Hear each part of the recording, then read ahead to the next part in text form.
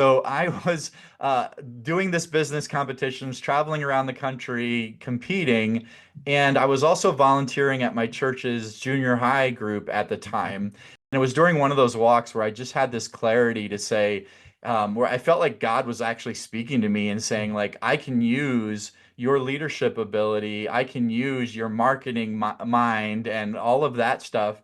I need that in my church. In fact, a lot of the pastors were really good relationally, but they didn't Mm-hmm. know how to organize themselves out of a box, you know? So I was able to just take that and say, okay, maybe I can have something that this brings together my faith, but also brings together the way I'm wired, which is to think intentionally, to think structure, systems, leadership, all of those aspects. Yeah, ironically enough, that's how Maxwell ended up in leadership, right? He Right. ended up writing books on leadership, ended up, coaching and teaching and, all over the world now, right? Mhm. That's Yeah. ironically enough, that's how he ended up in that because Right. he saw a need just like you saw Right. in terms of what churches were lacking, right? With leadership Mhm. training, marketing, the whole thing. So Right.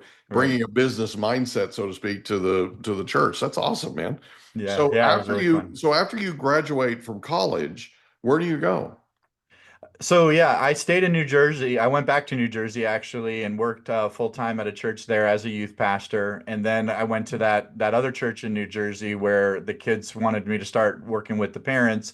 And that was just so successful that a church in Rockford, Illinois, said, "Hey, would you come and do what you just did in New Jersey? Would you come do that for us and work with young adults, 20 somethings, and the whole all multi generations?" So Mhm. I went to Rockford, Illinois, was there for about a year and a half.